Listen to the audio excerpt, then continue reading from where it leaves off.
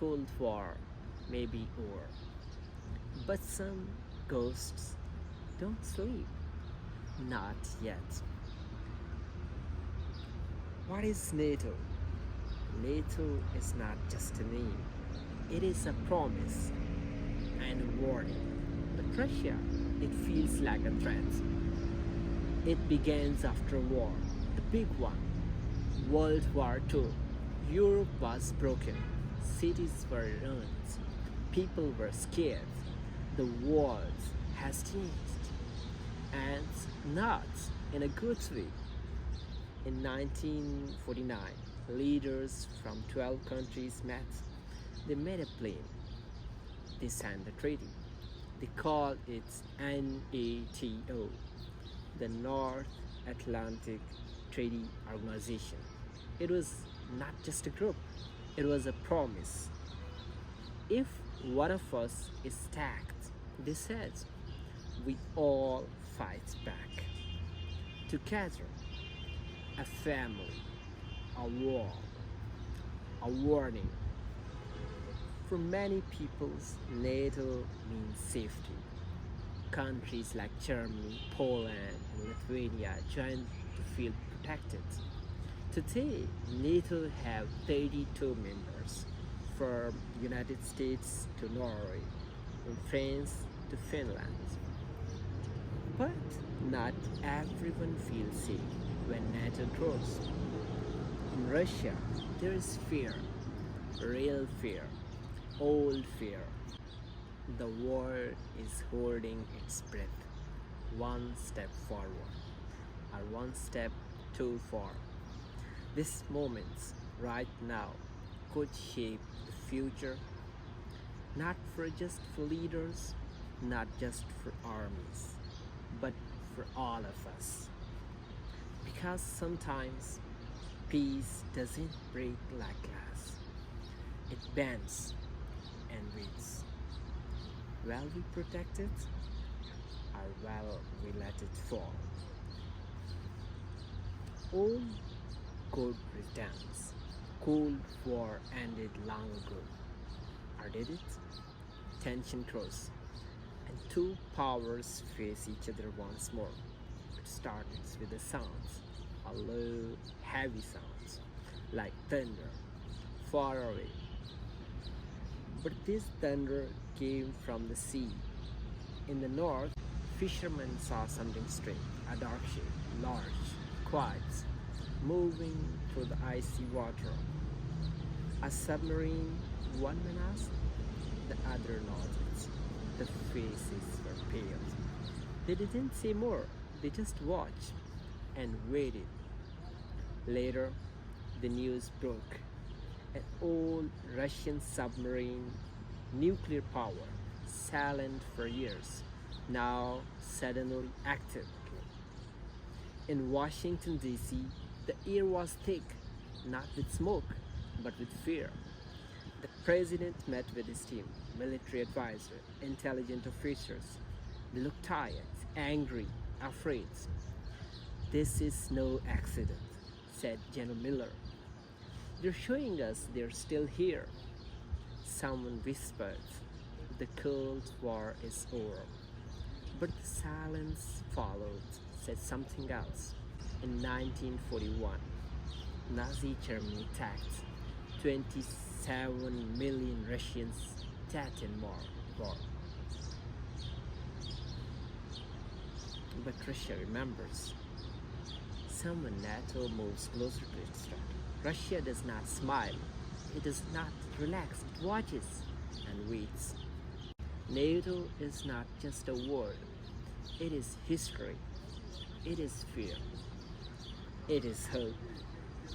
To some, it is a shield. To others, it looks like a sword. What it is really, it depends on the thing. Ukraine's in 2022, war returned to Europe. The invasion shocked the world. Woke up the history. Russia said security. NATO said aggression. It was cold that morning, February 24th, 2022. People in Ukraine woke up and said, loud, long, terrifying. They looked out of their windows and saw fires, missiles, explosions, tanks rolling across the border. It was not a movie, it was not history, it was real. President Putin called it a special military operation. He said Russia felt unsafe. He said NATO were moving too close. He said Ukraine must not join. But the world did not agree. From London to Tokyo, leaders used different words. Invasion. In Brussels, NATO held an emergency meeting. Fast, serious, full of tension. Every seat was taken. Flags of 30 countries stood behind the leaders. One by one, they spoke. We must stand with Ukraine. We must protect Europe. We cannot look away. But behind every strong word was fear. What if Russia goes further? What if this is only the beginning? Across the border in Russia, not everyone were agreed with war. Thousands protested on the streets. Russia said it was protecting its own people. NATO said it's protecting freedom. Each side speaks loud. Each side warns the other. But people, the normal people, they just wanted to live, to be safe, to see other loved one again. And maybe that's the truth behind every war. The spark in Ukraine lit a fire, and now the world must choose. Let it burn everything down or find a way to make peace before it's too late. The West, instead of missiles, they put sanctions. They stop the war. Russian find new friends far from Europe. No bombs, no bullets, just numbers falling fast. Banks closed, flights stops, prices rose. In February 2022, after Russia invaded Ukraine, the West responded not with tanks, not with soldiers, but with sanctions. Sanctions are like a wall, not made of bricks, but of rules. Rules that says you can't trade with us. You can't use our banks.